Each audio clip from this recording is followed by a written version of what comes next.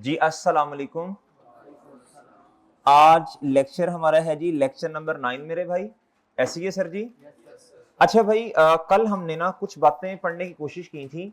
हमने ये कहा था कि एसिड की कॉस्ट में किन किन चीजों को रिकॉर्ड करना है हमने। ऐसी है भाई जी। ये आईटीए वाले बच्चे ये बातें वैसे पढ़ के आते हैं।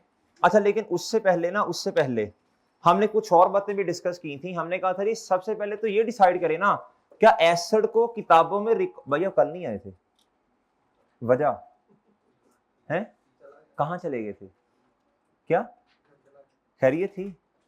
छुट्टी नहीं करनी परसों तभी तुम्हें समझाया मैंने जी, और अगले दिन ही ना समझाता फिर ज्यादा बेहतर था जी। अगले दिन ही तुमने छुट्टी कर ली। भाई पहले तो आप ये डिसाइड कर लेना किस एसिड को किताबों में रिकॉर्ड करना है। हम इस वक्त जो बात कर रहे हैं ना मेरे भाई, वो प्रॉपर्टी प्लान एंड किसकी कर रहे हैं?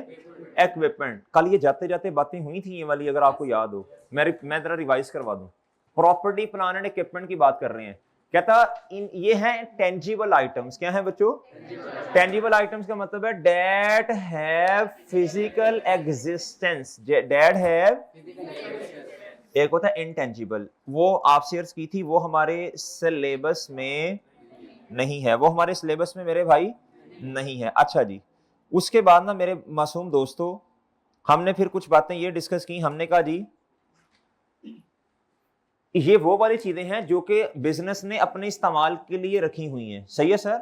और या एडमिन पर्पस के लिए, या ऑफिस में किसी और इस्तेमाल के लिए, चीजों को बनाने के लिए, प्रोडक्शन के लिए, या सप्लाई के लिए। और बच्चों are expected to be use more than, यानी इनकी जो जिंदगी लाइफ है ना बच्चों, वो 1 साल से ज्यादा का अरसा है। डन मेरे भाई। फिर उसके बाद हमने ये बात डिस्कस की थी। हमने कहा था देखें, हर चीज को ना, हर नॉन करंट एसेट को आपने पीपी नहीं कहना। अब एक है जी टेंजिबल आइटम और एक है बच्चों इनटेंजिबल। अब देयर इज द पॉसिबिलिटी मेरे भाई को जो इनटेंजिबल है, क्या है? इनटेंजिबल। इनटेंजिबल होता है जी जिसकी फिजिकल एग्जिस्टेंस नहीं होती है। होता वो भी नॉन करंट एसेट है। जिस तरह आपने कोई लाइसेंस ले लिया, कोई इजाजतनामा ले लिया, सही है, राइट्स ले लिए, फिर उसके नाम जी ट्रेडमार्क ले लिया। क्या मेरी बात समझे हैं? अच्छा जी, ये सारे इंटेंजिबल हैं। सॉफ्टवेयर, ये सारे क्या हैं? इनकी लाइफ भी क्या है? नॉर्मली 1 साल से ज्यादा है। लेकिन कहता है इसको आपने प्रॉपर्टी प्लान एंड इक्विपमेंट में रिकॉर्ड नहीं करना। इसके लिए स्टैंडर्ड क्या है? कल भी आपको बताया था, IAS 38। ये अकाउंटिंग में ये सारी बातें आप लोग जो है ना मेरे चांद पढ़ के आए हैं जी। आगे मेरे भाई, ये वाला डिब्बा तो इसके बारे में है, इसके बारे में है, ठीक है मेरे भाई। ये वाला डिब्बा किसके बारे में है? ये वाला डिब्बा, डिब्बे में जी, डिब्बे में केक, मेरा दोस्त नकम्मों में एक। ये है इन्वेंट्री। ये क्या है मेरे भाई? इन्वेंट्री। अच्छा, फिर आपने ये भी पढ़ा होगा वे इन्वेंट्री है। इन्वेंट्री ये मैंने कहा था जी कि असल में ना इन्वेंट्री के 2 सिस्टम है। चैप्टर नंबर 7, चैप्टर नंबर मेरे भाई 7, ये जाके ये आईटीए में है। लेकिन जिसको नहीं भी पता मसला नहीं है, करेक्शन ऑफ एरर्स में जाके इंशाल्लाह पढ़ लेंगे। 2 सिस्टम है, एक है परपेचुअल, एक है पीरियोडिक। बस फिलहाल ये समझ लें, अगर चीजें बची हुई हैं बच्चों हमारे पास तो उन्हें कहते हैं स्टॉक। क्या कहते हैं? ये जो स्टॉक है ना बच्चों, ये करंट एसेट है। क्या है? ये नॉन करंट एसेट नहीं है। जो चीजें बेचने की नीयत से खरीदी, अभी हमारे पास अभी भी पड़ी हैं, ये क्या है मेरे भाई? स्टॉक। क्या मेरी बात समझे हैं? करंट एसेट है। अच्छा जी, अगर किसी बिजनेस का काम ही ये है मेरे भाई कि एसीओ को खरीद कर या बनाकर बेचना, अब ये इनकी क्या है? Core activity. तो ये उनके लिए नॉन करंट एसेट नहीं है। वैसे हम नॉन करंट एसेट ही कहते हैं एसी को, सही है ना मेरे भाई। लेकिन अगर किसी का बिजनेस ही है तो ये उसकी कोर एक्टिविटी है। बची हुई चीजें क्या होंगी मेरे भाई? Stock. Non current asset IAS 16 वाला नहीं होंगे। क्या मेरी बात समझे हैं? बिल्डिंग को क्या कहते हैं नॉर्मली? लव्स लिखा है बिल्डिंग। लव्स क्या लिखा है मेरे भाई? बिल्डिंग। लव्स क्या लिखा है? बिल्डिंग। भाईजान अच्छा, ये जो इधर बैठे हैं ना, ये हाइब्रिड में, आप लोगों ने भी साथ साथ बोलना है। आप ऐसे खट्टुओं की तरह बैठे हैं, साथ साथ बोलना है, साथ साथ आवाज आनी चाहिए जैसे ये बच्चे बोल रहे हैं। साथ साथ बोलना है जी। Building, building, building non current asset है। बिल्डिंग क्या है? नॉन करंट एसेट है। नॉन करंट एसेट है, आपने भी बोलना है। बिल्डिंग क्या है बच्चों? नॉन करंट एसेट है। नॉर्मली अगर किसी का बिजनेस ही बिल्डिंग्स को बेचना है तो ये तो उसकी कोर एक्टिविटी बन गई भाई। मोटू भाई ये उसकी क्या बन गई?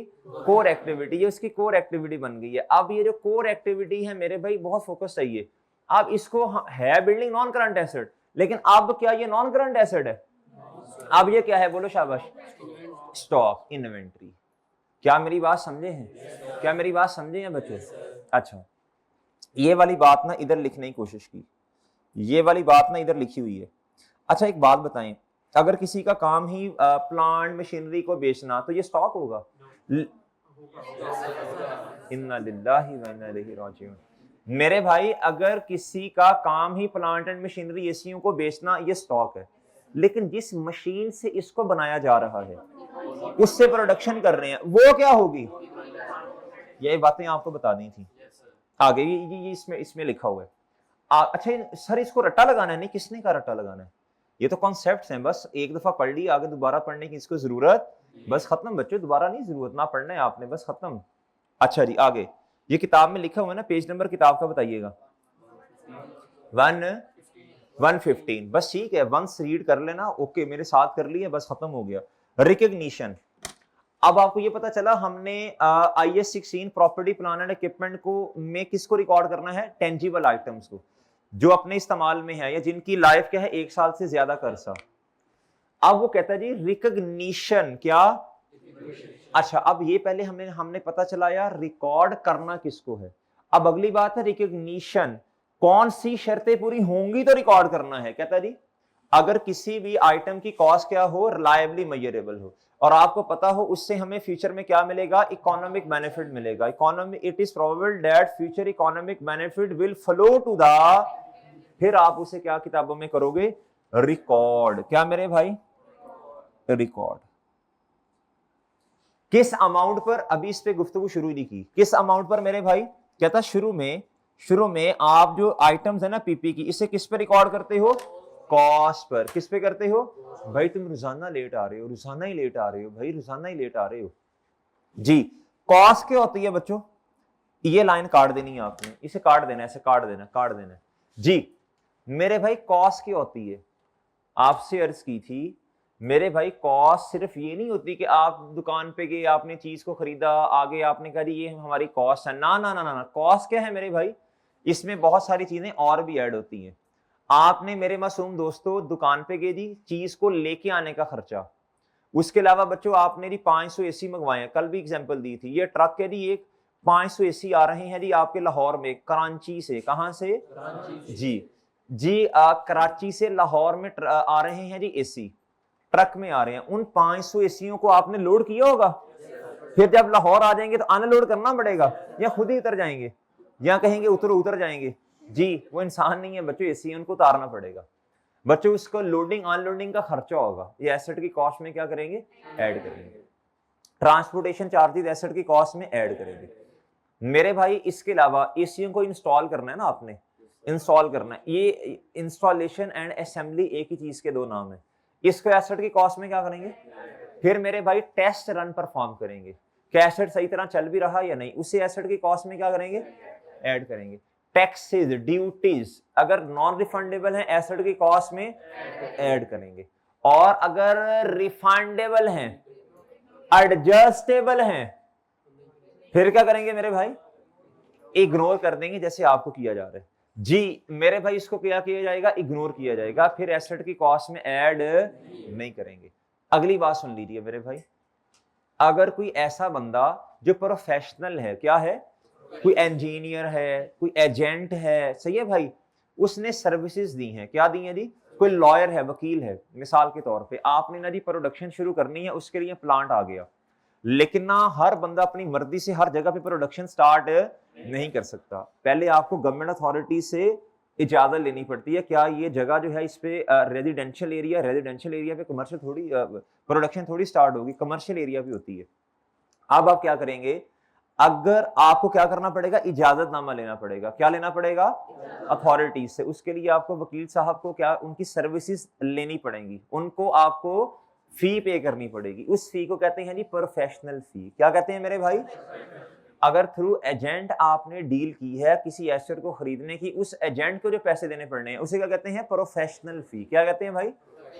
आपने एक इंजीनियर से रिक्वेस्ट की, आपने कहा सर जी देखें ये प्लांट जो है ना ये बड़ा हैवी किस्म का है, आप हमें बताएं हमें किस जगह पे इसको इंस्टॉल करना है। अब वो जो अपना टाइम निकाल के आए हैं और क्या उसका नाम है, उन्होंने अपना टाइम दिया है, वो स्पेसिफिकली इस एसेट के लिए दिया ना मेरे भाई, अब वो जो आपको फी पे करनी पड़ेगी वो है जी प्रोफेशनल फी। वो एसेट की कॉस्ट में क्या करनी पड़ेगी, ऐड करनी पड़ेगी। क्या मेरी बात समझ पाए हैं, क्या बात समझ रहे हैं? अगली बात सुने भाई, भाईजान कराची से लाहौर तक चीज को लेके आना है, क्या करना है? अब बहुत तवज्जो से बात सुननी है। एक लफ्ज होता है इंश्योरेंस, क्या मेरे भाई? इंश्योरेंस, बड़े गौर से सुननी है बात। ये insurance is always a revenue expense, क्या मेरे भाई? इंश्योरेंस रेवेन्यू एक्सपेंस है। क्या है बच्चों? चाहे बिजनेस अपने एम्प्लॉयज की इंश्योरेंस करवा ले, चाहे बिल्डिंग की इंश्योरेंस करवा लें, चाहे प्रॉपर्टी प्लान एंड इक्विपमेंट की इंश्योरेंस करवा लें, गाड़ी की करवा लें, हमेशा ये बिजनेस के लिए क्या है बच्चों? जिस तरह रेंट है, ये भी रेंट की तरह का एक क्या है बच्चों? खर्चा है। लेकिन एक इंश्योरेंस ऐसी है जो कि कैपिटल एक्सपेंस है, कोई बताएगा? इंश्योरेंस इन ट्रांजिट, ये किसी चीज की इंश्योरेंस नहीं है, ये चीज की इंश्योरेंस और रेवेन्यू एक्सपेंस है। रास्ते की इंश्योरेंस, अगर रास्ते में कोई अल्लाह ना करे कि हादसा पेश आ जाए, उसके लिए आपने इंश्योरेंस करवाई है। कराची से लाहौर तक चीज को लेके आना, यह जरूरी नहीं है कि कराची से लाहौर तक लेके आएंगे फिर इंश्योरेंस कैपिटल एक्सपेंस है। किसी भी एक शहर से किसी भी एक जगह से दूसरी जगह पे चीज को लेके जाना, वो जो रास्ते की इंश्योरेंस है, वो क्या है मेरे भाई? क्या मेरी बात समझे हैं? क्या बात समझे हैं सर? अच्छा, अब जरा इधर आए। अब मोटी मोटी बातें आपको जुबानी बता दी हैं, बाकी अभी आप जल्दी से पढ़ लें। कह रहा था cost of an item of PP comprise, इसमें क्या क्या शामिल होगा? Purchase price including import duties, non refundable purchase tax after deducting, जो डिस्काउंट होता है ना, डिस्काउंट एक होता है डिस्काउंट, रिबेट्स, ये भी डिस्काउंट की शक्ल है, और सब्सिडी, ये गवर्नमेंट जो है ना ये ग्रांट देती है जी, ग्रांट, ठीक है बच्चों? सब्सिडी, क्या मेरे भाई? इससे भी आपने एसेट की कॉस्ट में से क्या करना है? माइनस करना। ये आप ये बच्चे आईटीए में ये बातें सारी पढ़ के आए हैं, क्या मेरी बात समझ पा रहे हैं आप? अच्छा, अब ना ये लफ्ज आया टैक्स का, ये देखें टैक्स दो तरह के हैं। कितनी किस्म के हैं बच्चों? दो तरह के, एक है रिफंडेबल और एक क्या है मेरे भाई? नॉन रिफंडेबल को आपने एसेट की कॉस्ट में ऐड करना है। कॉस्ट में ऐड करने को कहते हैं जी कैपिटलाइज करना, क्या करना? और रिफंडेबल या इसे एडजस्टेबल भी बोलते हैं, क्या बोलते हैं बच्चों? ये रेवेन्यू एक्सपेंस है, इसे एसेट की कॉस्ट में ऐड। और अगर क्वेश्चन खामोश है, क्या है बच्चों?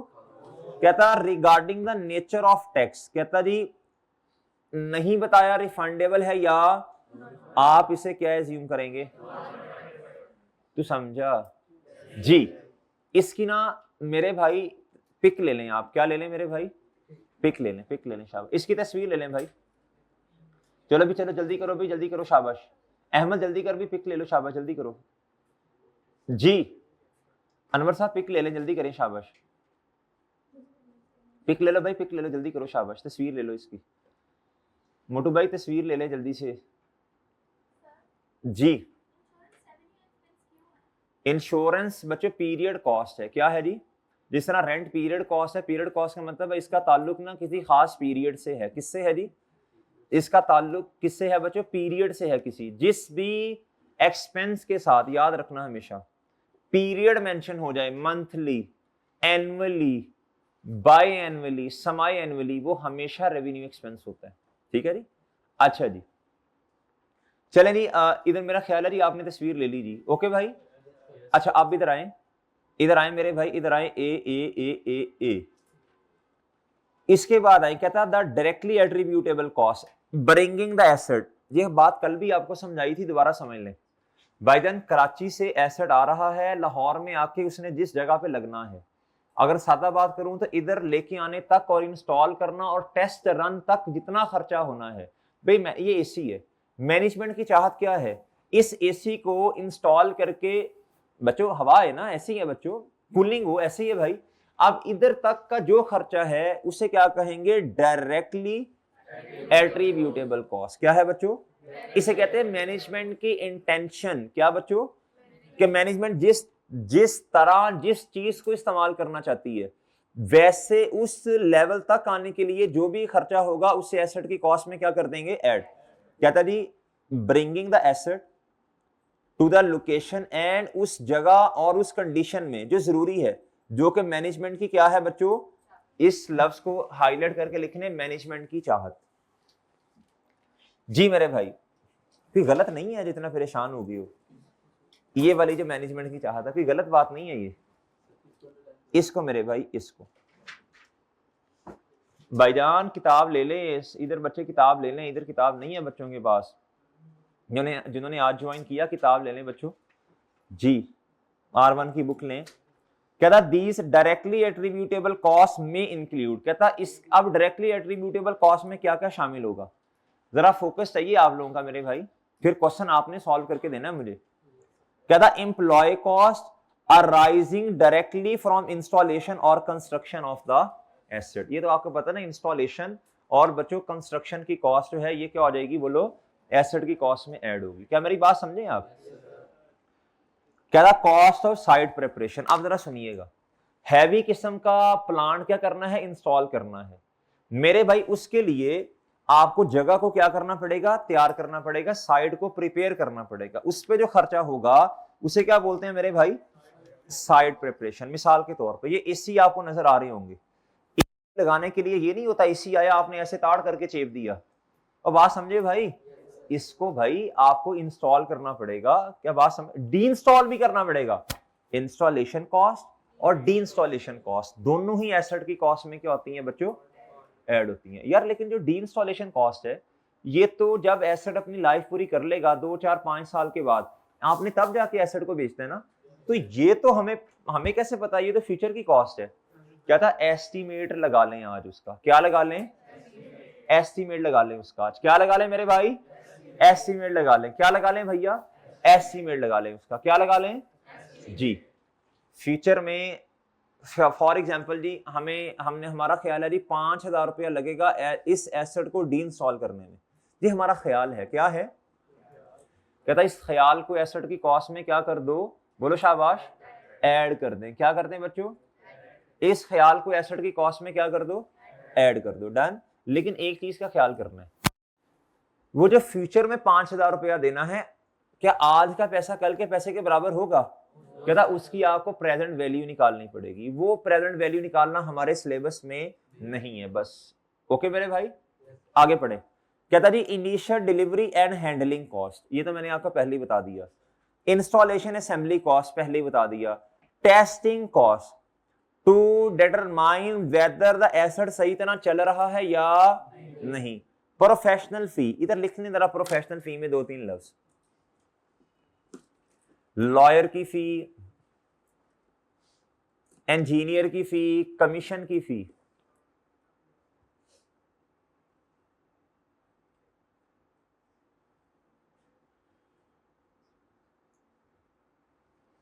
जी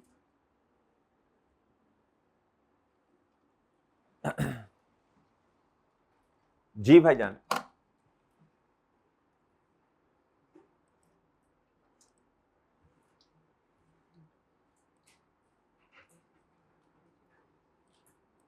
अच्छा आ जाए भाई, इधर आ जाए, इधर आगे मेरे भाई, इधर कहता जी इधर आपने लिख लिया भैया, प्रोफेशनल फी में 2-3 लफ्ज लिखने हैं। एजेंट को जो फी पे की, लॉयर को जो फी जो पे की, नक्शा बनाने वाला इंजीनियर, आर्किटेक्चर इंजीनियर, उसको जो फी पे की, ये सारे किस में आएंगे मेरे भाई, प्रोफेशनल फी में। द इनिशियल एस्टिमेट, ये डी इंस्टॉलेशन के बारे में बात हो रही है, किसके बारे में, of cost of dismantling. Dismantling का मतलब होता है डी इंस्टॉलेशन, क्या होता है जी, and removing the item, remove करना आइटम को ना, आइटम को रिमूव कर दिया, एंड रिस्टोरिंग द साइट, और भाई उसको सही करना साइट को, on which it is located, जहां वो चीज है, ये नहीं कि किसी और की चीज उतारने। कहता for which an entity incurs legal और कंस्ट्रक्टिव। ये क्या बात है, ये छोड़ें अभी, ये बात को इतनी रेलिवेंट नहीं है। लीगल कंस्ट्रक्टिव ऑब्लिगेशन क्या होता है जी, इसके लिए स्टैंडर्ड है मेरे भाई IAS 37, FAR 2 में जाके आप पढ़ लेंगे ये, ठीक है जी। अभी कोई इतना ज्यादा इस पे फोकस करने की जरूरत नहीं है, क्या मेरी बात समझे हैं भाईजान। अच्छा ये जो एग्जाम्पल है ना, ये आप खुद पढ़ लीजिएगा।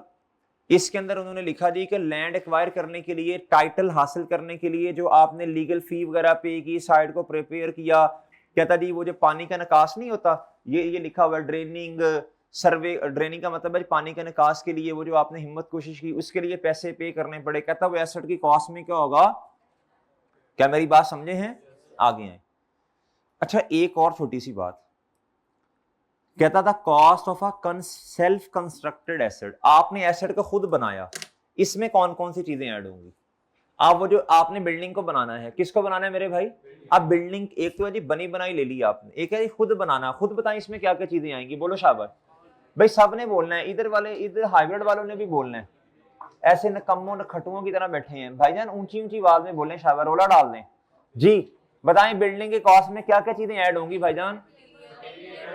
लेबर, मटेरियल, और मेरे भाई अच्छा, अब कुछ बच्चों ने लव्स बोला है ओवरहेड्स। ओवरहेड्स जी उस जगह पे, जो उस जगह का जो बिजली का बिल नहीं होगा, जो वो लोग जो उस जगह पे काम कर रहे हैं, इनडायरेक्टली। ओवरहेड्स का मतलब होता है इनडायरेक्ट एक्सपेंस। क्या होता है बच्चों? ये आईटीए वाले जो हैं, आपको चैप्टर नंबर 8 याद होगा, जिसमें काउंटिंग फॉर मैन्युफैक्चरिंग पढ़ी थी। इस तरह ऐसे ऐसे करके सर हिला दें सारे। अकाउंटिंग फॉर मैन्युफैक्चरिंग पढ़ी थी ना मेरे भाई? पढ़ी थी सर जी। उसमें ओवरहेड्स को बहुत ज्यादा डिटेल में एक्सप्लेन किया गया था। क्या मेरी बात समझ रहे हैं? अच्छा जी मेरे भाई, ओवरहेड्स कहते हैं इनडायरेक्ट खर्चों को। आपने उस जगह की, जिधर बच्चों प्रोडक्शन हो रही है, जिधर चीज बन रही है, उस जगह की आपने इंश्योरेंस एक्सपेंस पे कर दिया, उस एसेट की कॉस्ट में क्या करना है? रेंट पे कर दिया उसका। हालांकि रेंट वैसे क्या होता है बताएं? रेवेन्यू एक्सपेंस है। इधर आप ना उस चीज के लिए, उस चीज को बनाने के लिए पे कर रहे हैं। ये कमरा है बच्चों, इसमें ना हम प्रोडक्शन कर रहे हैं। क्या कर रहे हैं? तो इस कमरे का जितना भी खर्चा है, डायरेक्ट हो या इनडायरेक्ट हो, एसेट की कॉस्ट में क्या कर देना है? सिंपल। बहरहाल ये कोई बहुत ज्यादा गुफ्तगू इसकी हमारे सिलेबस में नहीं है, तो बस मैं इतना ही इसको रखूंगा। एक आधा क्वेश्चन इंशाल्लाह इसका हम कर लेंगे जी। सेल्फ कंस्ट्रक्टेड एसेट के केस में किन किन चीजों को एसेट की कॉस्ट में ऐड करना है। आगे आ जाए मेरे भाई। क्या था अच्छा, ये जो है ना बोरोइंग कॉस्ट, ये IS 23 अभी मैं आपको पढ़ा नहीं रहा, इधर कर ले पी पेंडिंग। ये हमारे सिलेबस का पार्ट है बच्चों, IS 23। Borrowing cost, borrowing cost कहते हैं जी, कॉस्ट कहते हैं खर्चा, बोरोइंग कहते हैं जी बोरो करने की कॉस्ट। आपने उधार लिया है, उस पे जो इंटरेस्ट नहीं आपने पे करना, ये उसकी बात हो रही है। ये फिलहाल बच्चों मैं इसको पेंडिंग कर रहा हूं जी, ये रेलिवेंट चैप्टर में स्टैंडर्ड में जाके पढ़ लेंगे। लिखे बच्चों वेरी वेरी इंपॉर्टेंट। क्या लिख लो बच्चों? किसके साथ लिखना? Examples of cost that are not cost of an item of property plant and equipment। यार जुहेर भाई, जुहेर किधर गए? जुहेर साहब किधर गए? नहीं है। अच्छा अहमद इधर आओ। अहमद आप ना उठो और जुहेर को बुला के लाओ जरा, शाबाश जी। इधर देखें जी, example of cost that are not cost of an item of PP. ये कहता एसेट की कॉस्ट में इसको कतन आपने ऐड नहीं करना। बच्चों तवज्जो चाहिए, आपका फोकस चाहिए। ये पेपर में ना ये लफ्ज आ जाते होते हैं, फिर बच्चों को समझ नहीं आती। कहता ओपनिंग का cost of opening a new facility, इसको और इसको ना साथ मिला के पढ़ना है। Cost of introducing a new product और सर्विस। बच्चों जब आपने कह दिया ना कि अब आपके पहले ऑपरेशन थे मॉडल टाउन में, अब आपने कहा जी हमने नई ब्रांच खोलनी है किसी भी इलाके में, अब वो जो आपने एडवर्टीजमेंट का जो खर्चा करना है, जो मार्केटिंग का खर्चा करना, वो जब कहते हैं नहीं पहला दिन है जी 70% डिस्काउंट जी, पिज्जे पे 70% डिस्काउंट, दोस्त को कॉल किया हो यार पिज्जा खाने जाते हैं, वो कहता मैं सवाल कर रहा हूँ R1 का। वो छोड़ यार, ये तो होता ही रहना, पिज्जा नहीं जिंदगी में दोबारा कभी खाना।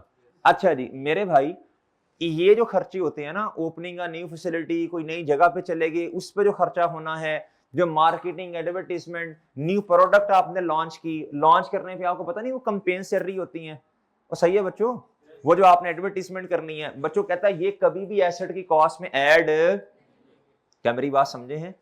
और कहता cost of conducting business in a new location. कहता जी अब आपने एक जगह से, ये तीनों को साथ मिला के पढ़ने वाली बात है।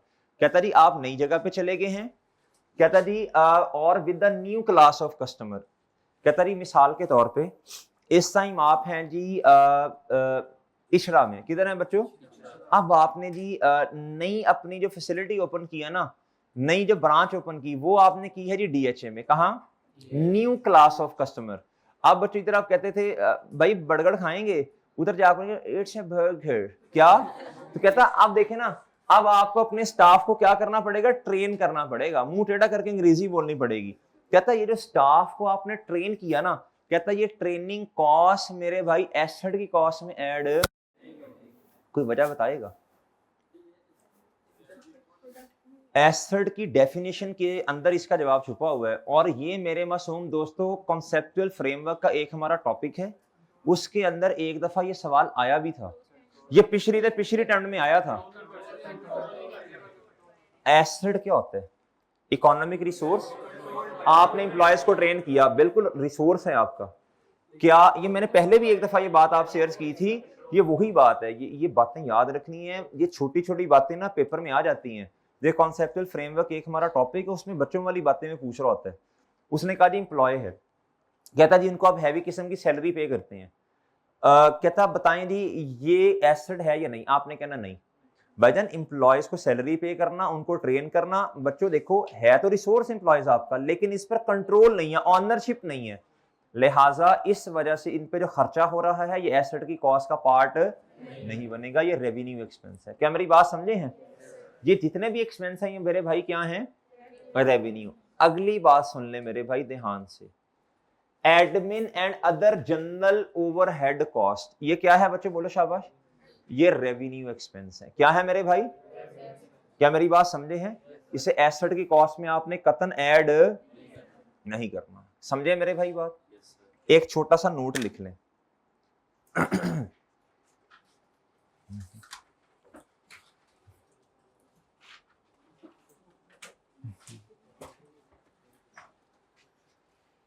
भाई ये ना क्या उसका नाम है, इस तरह कीजिए, ये हमारी किताब का ये वाला लर्निंग ऑब्जेक्टिव 2, ये इसकी एग्जांपल। अच्छा और क्या? इसके बाद चलो ये मैं गुजारा कर लूंगा। इसके बाद ये पास पेपर का क्वेश्चन नंबर 1, और फिर ये वाला जो सफा नहीं है कॉस्ट ऑफ न्यू एसेट, ये बुक के अंदर है ना। ये 3 चीजें, एक लर्निंग ऑब्जेक्टिव 2 एग्जांपल तक, पास पेपर क्वेश्चन नंबर 1 और ये कॉस्ट ऑफ न्यू, इसकी फोटोकॉपी करवा के ना इनको दे दें हाइब्रिड वालों। इनके पास किताब को तो कोई नहीं है, ऐसे मुंह उठा के बैठे हुए हैं जी, समझ आनी नहीं है फिर। इधर आए जी, इधर मेरे भाई, इधर आए जी, इधर। अब ना जरा गौर से बात सुननी है, जरा गौर से बात सुननी है मेरे भाई। कहता है ड्यूरिंग इंस्टॉलेशन, क्या मेरे भाई? ड्यूरिंग इंस्टॉलेशन, कहता है जी ओवरहेड्स कॉस्ट यानी इनडायरेक्ट एक्सपेंस जो है, इंस्टॉलेशन कर रहे थे, ओवरहेड की जो कॉस्ट है ना, क्या है मेरे भाई?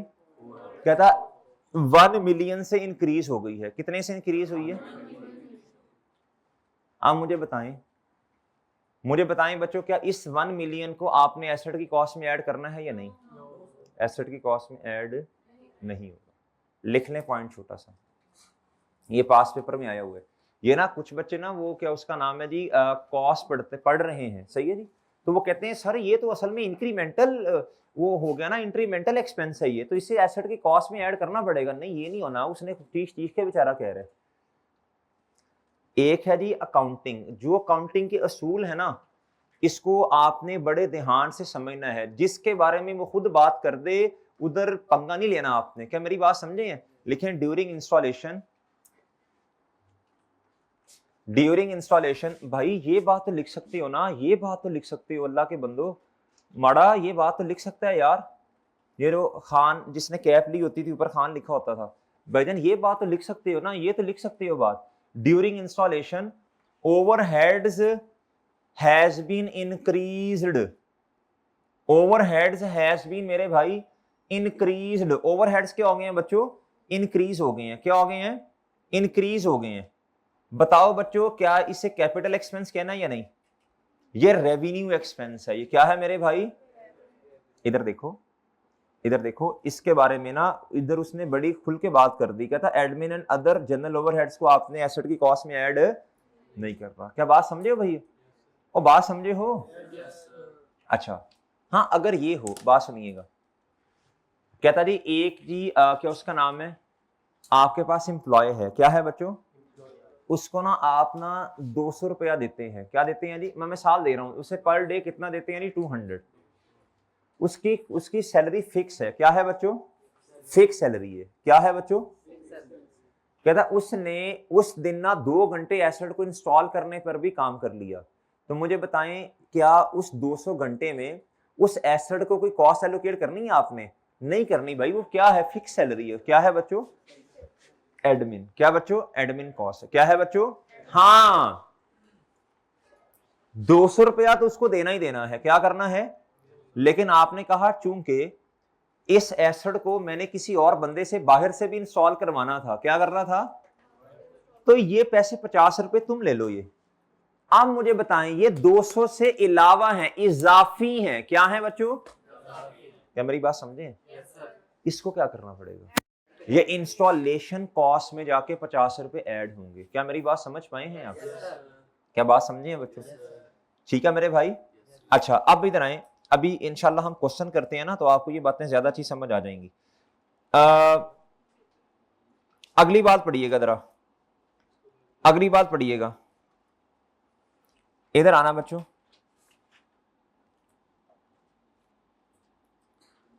ये पॉइंट पढ़ना है जरा आपने, यार ये ए तो नहीं होगा, ये तो गलत नहीं लिखा हुआ, ये डी के बाद ई नहीं होगा,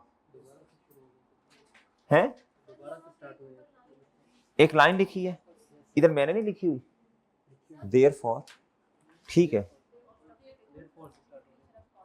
अच्छा बस ठीक है, हम इधर से शुरू करते हैं इसे, following cost are also not included, ये भी एसेट की कॉस्ट में ऐड नहीं होंगी।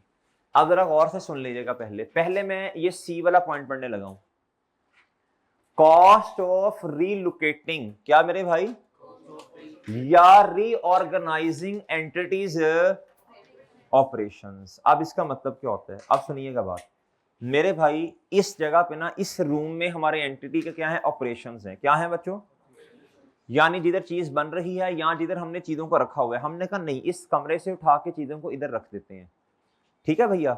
अब जारी सी बात है भैया, उस पर खर्चा होना है, क्या होना है, मुझे बताएं बच्चों, इस तरह की जो हरकत है इसकी वजह से आपने एसेट की कॉस्ट को बढ़ाना नहीं है, ये तो आसान है, ये तो आपको समझ आ गई होगी। इसके अलावा अब ये जरा पॉइंट समझना है, आप प्लांट को कर रहे थे इंस्टॉल, क्या कर रहे थे बच्चों, इंस्टॉल, इंस्टॉलेशन के दौरान ना बच्चों कोई खर्चा हो गया, कोई लॉस हो गया, क्या हो गया, और वो लॉस एक्सपेक्टेड नहीं था, अनएक्सपेक्टेड था, एबनॉर्मल लॉस था, क्या बच्चों, जब इंस्टॉल करने लगे ना भाई प्लांट को, तो उसके अंदर ना बच्चों क्या हुआ, एक शीशा पड़ा था, क्या पड़ा था, मैं अक्सर मिसाल देता होता हूँ भैया, प्लांट को इंस्टॉल करने के दौरान वो शीशा टूट गया, क्या हो गया बच्चों, नुकसान हो गया। अब ये जो नुकसान है, क्या हर दफा ये नुकसान हुआ करेगा, हर दफा शीशा टूटा करेगा, या जो बड़ी बड़ी एंटिटीज होती है ना, उधर ना चीजें पड़ी होती हैं, और डिलीवरी ट्रक्स भी वो वे उस फैक्ट्री के अंदर आ रहे होते हैं, वो डिलीवरी ट्रक टकरा गया बच्चों उस प्लांट के साथ, अब बच्चों क्या हुआ, नुकसान हुआ, क्या हर दफा वो अंधाधुंध नहीं चलाया करेगा डिलीवरी ट्रक, क्या हर दफा वो अंदर, क्या उसका नाम है, आंखें खुली होंगी ना भाई, ये तो वन ऑफ नुकसान हुआ है, क्या हुआ है, इसको एसेट की कॉस्ट में add, initial operating losses wide demand for product, अच्छा इसको छोड़े, इनिशियल ऑपरेटिंग लॉसेस तक पढ़े भाई, बस आगे कुछ ज्यादा पढ़ने की जरूरत नहीं है। इसकी एक और एग्जांपल भी हो सकती है, इसकी ये भी मिसाल हो सकती है, आपका ख्याल ये था ये जो एसेट है इससे 5 लाख यूनिट्स बनेंगे, कितने बनेंगे, लेकिन आपके 2 महीनों के बाद ही आपका ख्याल हुआ अब उतनी डिमांड ही नहीं है प्रोडक्ट की, अब इससे 3 लाख यूनिट्स बनेंगे। अब ये जो नुकसान आपको नजर आ रहा है, मुझे बताएं क्या ये एसेट की कॉस्ट में इस नुकसान को ऐड करना है आपने, ये ऐड नहीं होगा, क्या मेरी बात समझे हैं जी, cost incurred while an item capable of operating in the manner intended by management has yet to be brought into use or operating at less than full, ये वही वाली बात, एग्जांपल लिख लें, प्लांट से 5 लाख यूनिट्स बनाने की एक्सपेक्टेशन थी, प्लांट से कितने यूनिट्स बनाने की एक्सपेक्टेशन थी मेरे भाई, 5 लाख, कितने मेरे भाई, लेकिन अब लग रहा है कि उससे सिर्फ 3 लाख यूनिट्स बनेंगे। ओ ये बात तो लिख लो गुंगलुओ, ये बात तो लिख लो। और अब लग रहा है कि उससे कितने यूनिट्स बनेंगे? 3 लाख यूनिट्स बनेंगे। कितने मेरे भाई? ये जो 2 लाख की कमी है, इस नुकसान को, ये जो 2 लाख की क्या है मेरे भाई? कमी है, इस नुकसान को, बोलो शाबाश, इस नुकसान को एसेट की कॉस्ट में ऐड नहीं करेंगे। क्या बात समझ आती है सर? क्या बात समझ आती है मेरे भाई? ठीक है मेरे भाई। अच्छा, अब कुछ ना बातें मैं वैसे ही आपको एडिशनल जरा लिखवाने लगा हूं। इधर आइएगा, ऊपर आना है भाई, ऊपर आना है। इस नुकसान को आपने ऐड नहीं करना। अब इधर आना है जरा। यार ये जो लिखा नहीं हुआ, ये प्रोफेशनल फी, इस तरह की बातें, ये बातें, इसमें एक बात और ऐड कर ले, इंश्योरेंस इन ट्रांजिट। कहीं भी लिख ले, कहीं भी लिख ले, insurance in transit, insurance in, okay भाई, इंश्योरेंस इन। अच्छा, एक छोटी सी बात और सुन लें, एक छोटी सी बात और सुन लें मेरे भाई, एक छोटी सी बात और सुन लें। यार ये लफ्ज लिखा है टेस्टिंग कॉस्ट। क्या मेरे भाई? एसेट को टेस्ट करने की कॉस्ट। एसेट को टेस्ट करने में खर्चा हुआ 5000। कितना बच्चों? 5000। अच्छा, एसेट को जब टेस्ट किया तो टेस्ट क्या करना था कि सही यूनिट्स बन रहे हैं या, और वो अल्हम्दुलिल्लाह सही यूनिट्स बन गए। और क्या हुआ मेरे भाई? वाकई ही सही यूनिट्स बन गए। अब आपने कहा यार ये जो सही यूनिट्स बने हैं ना, आप हम इसे मार्केट में क्या कर देते हैं? बेच देते हैं। लेकिन आपने कहा यार देखो 5000 का खर्चा हुआ, तो ये 2-3 हजार के भी बिक गए ना, तो ये भी बहुत बड़ी बात है। और बात समझे हैं? आपने कहा हमारी तो इंटेंशन ही नहीं थी बेचना, हमारा तो ख्याल था चीज हमने बनाई, सही यूनिट्स बन कैसे सकते हैं। लेकिन अल्हम्दुलिल्लाह वो सही वाले यूनिट्स बन गए। अपना पता होता है बंदे को जी, अल्हम्दुलिल्लाह सही यूनिट्स बन गए। आपने कहा यार ये ना लोग, कुछ लोगों को फ्री सैंपल दे देते हैं और कुछ से थोड़ी सी क्या है जी, कॉस्ट ना चार्ज कर देते हैं, कर लेते हैं। क्या मेरी बात समझे हैं? आपको ना मेरे भाई 2000 रुपया रिकवर हो गया। क्या हो गया? आप जरा गौर से बात सुननी है। इधर लफ्ज क्या लिखा है? नेट टेस्टिंग कॉस्ट या टेस्टिंग कॉस्ट? तो आपने एसेट की कॉस्ट में नेट करके लेके जाना है या टोटल कॉस्ट लेके जानी है?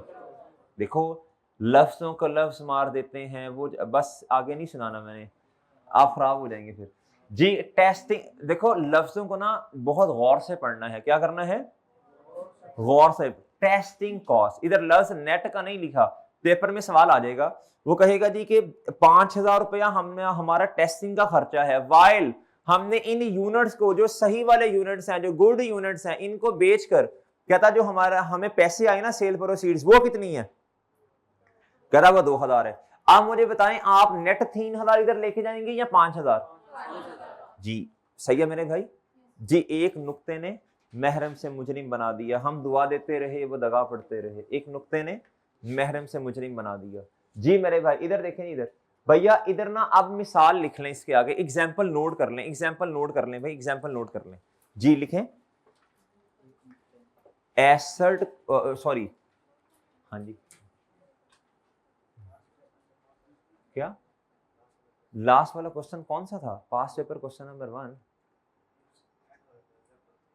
एग्जाम्पल 3 नहीं यार, क्या हो गया? हेर बादाम नहीं खा रहा? इधर आप दूं, इधर आ, इधर आओ तो सही है। लो ये लो, ये अखरोट भी है और ये काजू भी है। ये मेरा भाई इधर देखिए एक दफा, ये है जी लर्निंग ऑब्जेक्टिव मेरे भाई 2। ये क्या है? Learning objective 2।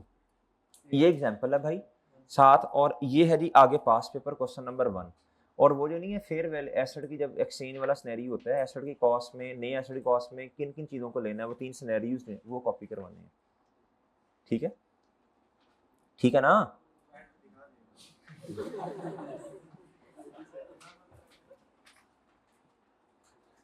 अच्छा जी,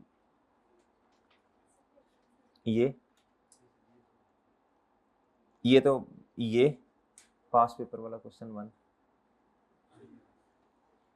ये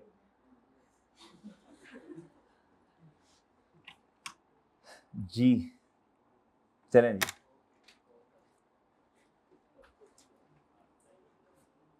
अच्छा जी भाई, इधर एग्जांपल नोट करें, शाबाश, एग्जांपल नोट करें। एसेट से जो यूनिट्स बने, इधर करना है आपने मेरे भाई, कहाँ, टेस्टिंग कॉस्ट में एसेट्स, एसेट से जो यूनिट्स बने while performing टेस्ट, क्या बच्चों, while performing टेस्ट, इसे ब्रैकेट में लिखना। इसको कैसे लिखना मेरे भाई, ब्रैकेट में लिखना है। कैसे लिखना है, while performing टेस्ट, क्या मेरे भाई, while performing टेस्ट, ब्रैकेट बंद। उससे जो अमाउंट रिकवर हुई है, उससे जो अमाउंट रिकवर हुई है, उससे जो अमाउंट रिकवर हुई है वो कितनी है भाई, उससे जो अमाउंट रिकवर हुई है वो है मेरे भाई ₹5000।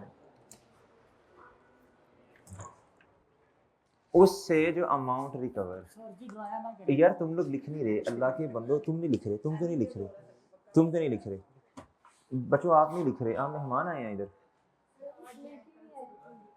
भाई, लिख क्यों नहीं रहे पेंसिल दो थी, किसने ले ली? यार आप मुझे बताते, मैं आपके लिए रजिस्टर भी मंगवाता है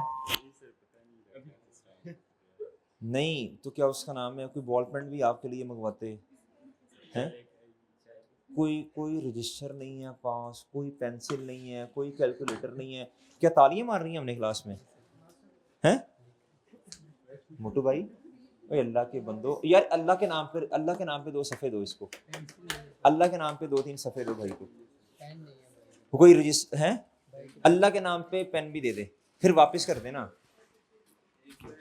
ओ भाई कहता मेरे पास भी एक ही है, अल्लाह के बंदो कोई रजिस्टर लेके आओ, कोई पेंसिल लेके आओ, ना लिख रहे हो ना कुछ कर रहे हो, जल्दी करो, जल्दी लिखो।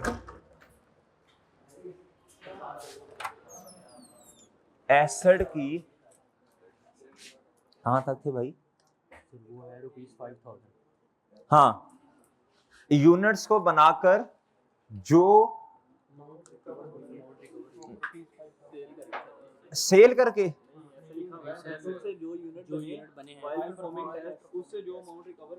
उससे जो अमाउंट रिकवर हुई वो कितनी लिखवा दी है, अच्छा ये तो उल्टा नहीं होगा, चलो बट लिखा रहने दो, उससे जो अमाउंट रिकवर हुई वो कितनी है जी, और इस पर जो खर्चा हुआ वो है जी 12,000, और इस पर जो खर्चा हुआ, और इस पर जो खर्चा हुआ वो कितना है मेरे भाई, 12,000 रुपया, वो कितना है भैया भजान, ठीक है लिख रहे हो ना साथ साथ, उस पर जो खर्चा हुआ, भाई क्या उसका इतना लेट क्यों आए हो तुम, अभी तो ये पेपर भी ऐसी है, अच्छा उस पर जो खर्चा हुआ वो कितना है 12,000 जी।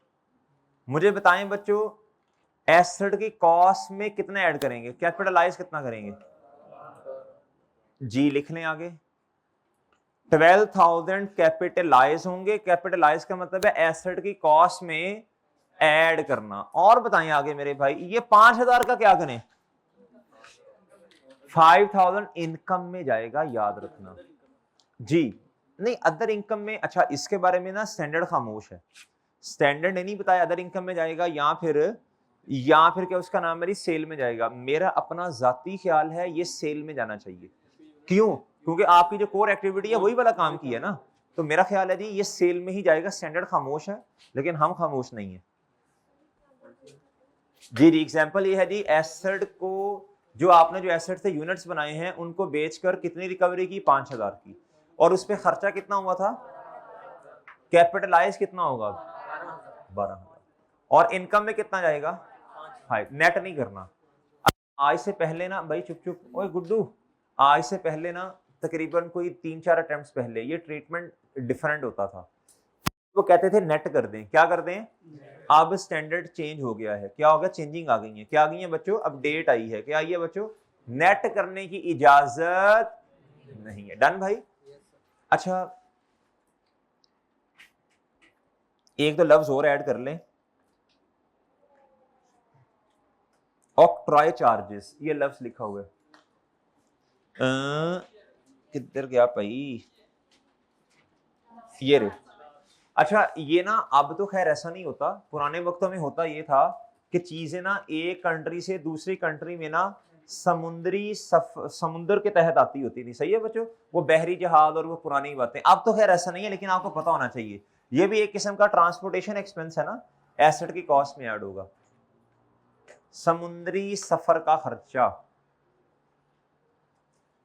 जी पानी में है। अब तो यार बहुत कम हो गया ना, अब तो पोर्ट के चीजें आती हैं, कम होता है, अब कम होता है इस तरह। आप तो वो चाइना से, चाइना बॉर्डर है उधर से चीजें आ रही हैं, ट्रकों में आ रही होती हैं। आप जाए ना इधर जरा दक्षिण जवरी साइड पे जी। अच्छा मेरे भाई, अच्छा एक लफ्ज है डेमरेज चार्जेस। क्या मेरे भाई? DEMURRAGE, DEMURRAGE ये लफ्ज इस्तेमाल हुआ है, इसका आपको पता होना चाहिए। ये लफ्ज आपकी R1 की किताब में तो नहीं लिखा हुआ, ये ITA की किताब में ये लफ्ज लिखा हुआ है, ठीक है जी, डेमरेज चार्जेस। और वो भी एक सवाल के अंदर आया है लफ्ज, तो हो सकता है वो इधर ही छेप दे। तो डेमरेज चार्जेस क्या बच्चों, ये लिख ले, ये आपका एक्सपेंस है रेवेन्यू, ये कैपिटल एक्सपेंस नहीं है। ये होते क्या, मैं आपको समझा देता हूं। डेमरेज चार्जेस क्या मेरे भाई, जब चीज पोर्ट पर पड़ी होती है ना मेरे भाई, पोर्ट पर, तो आपको ना वो देखें पोर्ट पर चीज पड़ी है, पोर्ट वालों ने आपसे क्या करना है बच्चों, फी चार्ज करनी है। क्या करना है सर, इससे भाई सुनो ना, हेलो, पोर्ट पर चीज पड़ी है, इंपोर्ट हुई है, तो बच्चों पोर्ट वालों ने भैया आपसे क्या करना, चेकिंग करनी है ना, उसकी फी चार्ज करनी है। क्या करनी है भाई, लेकिन पोर्ट पर फी चेक हो गई, सॉरी पोर्ट पर चीज चेक हो गई है, आपने नेग्लिजेंस की वजह से 5-7 दिन ऊपर हो गए हैं। अब बच्चों आप उधर से चीज को उठाने नहीं जा रहे, क्लियर नहीं करवा रहे। क्या नहीं करवा रहे? अब बच्चों ये जो क्लियरेंस नहीं करवाई ना आपने, ये जो दिन ऊपर हो गए हैं, उन्होंने आपको अपडेट कर दिया, अपनी चीज ले जाएं। अब ये जो नेग्लिजेंस की वजह से उधर चीज आपकी पड़ी रही, उस पर क्या लगेगा, फाइन या पेनल्टी लगेगी। क्या लगेगी मेरे भाई, ये डेमरेज चार्जेस ना, ये फाइन या पेनल्टी है। क्या है बच्चों, पोर्ट पर चीज पड़ी है, आपको अपडेट कर दिया गया है, आपने उठाई नहीं है उधर से। मेरे भाई इस तरह तो देखो ना, इस तरह तो बहुत सारे लोग होंगे, उनकी चीजें पोर्ट पर पड़ी रहेंगी, उठाएंगे नहीं, वो फाइन लगाते हैं। इसलिए भाई इधर से चीज ले जाओ, नहीं लेके गए तो भैया क्या होगा, बोलो शाबाश। ये डेमरेज चार्जेस का लफ्ज उसके लिए इस्तेमाल होता है जी। इससे क्या करेंगे बोलो, ये फाइन या पेनल्टी है नेग्लिजेंस की वजह से, ये कभी भी एसेट की कॉस्ट का पार्ट। अब मैं आपको दे रहा हूं मेरे मासूम दोस्तों 2 मिनट, कितने, इससे ज्यादा का टाइम नहीं है। ये एग्जाम्पल आपके सामने है। क्या है बच्चों, एग्जाम्पल आपके सामने है, आपने मुझे बताना है किस किस को ऐड करना है एसेट की कॉस्ट में, किस किस को नहीं। बस आपने टिक लगाते जाए, टिक लगाते जाए, सॉल्व ना करें, टिक लगा लें। शाबाश शाबाश, जल्दी करना है जी। भाई आप जो इधर बैठे हो हाइब्रिड, इधर देखो जरा, इधर से ना, इधर से बस देख के बताते जाओ। जिनको नहीं करना ना ऐड, वो जरा निशानी लगा के अपने पास से ना रजिस्टर पे लिख लो, इनको ऐड नहीं करना, बाकियों को करना है। शाबाश शाबाश, काम करो यार, काम करो ना जी, शाबाश शाबाश। किताब भी दोनों के पास एक है, किताब भी दोनों के पास एक है, हैं?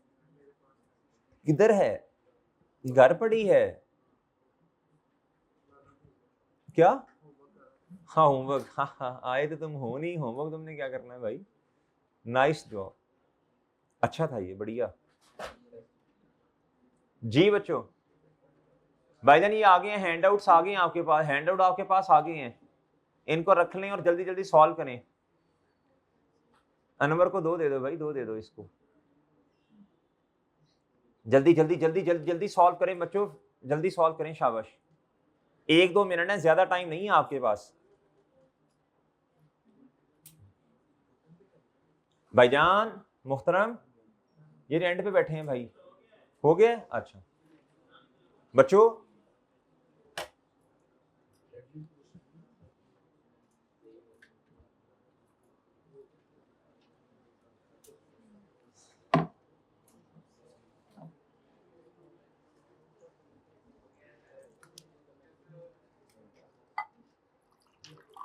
ओहो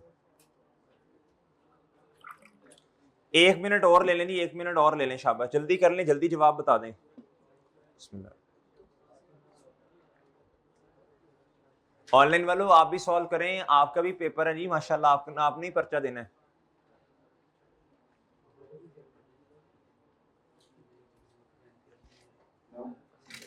जी जी, फिजिकल में जरूरत है बच्चों? फिजिकल में किसी को जरूरत है हैंड आउट की?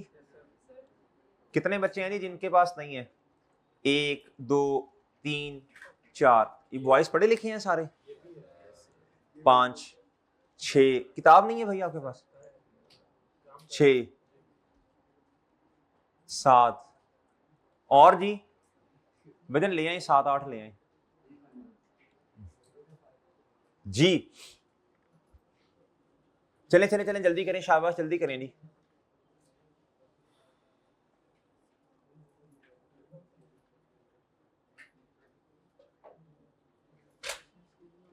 भाईजान हो गया? चले नहीं, मेरा ख्याल है, इधर देखें भाई गुड्डू, इधर देखो सर जी, इधर देखें एग्जांपल, ए न्यू मशीन, अच्छा सॉरी पहले रिक्वायरमेंट पढ़ते हैं। कहता कैलकुलेट द कॉस्ट, क्या मेरे भाई? Eight which machine should be debited, machine की नेचर डेबिट है ना, तो मशीन डेबिट होगी, कैश या बैंक या पेबल क्या होगा? क्रेडिट। अच्छा जी, लिस्ट प्राइस, बच्चों ये बात गौर से सुननी है। लिस्ट प्राइस, लिस्ट प्राइस क्या होती है, कौन बताएगा? कौन बताएगा बच्चों, कौन बताएगा, कौन बताएगा जी, कौन बताएगा जी? हाँ जी बताएं। जो ठीक है, शाबाश जी, शाबाश शाबाश शाबाश, ठीक है। इधर से कोई बताना चाहेगा भाई, इधर से कोई बताना चाहेगा हाइब्रिड से? हाँ वो माइक पकड़ के बताओ ना फिर।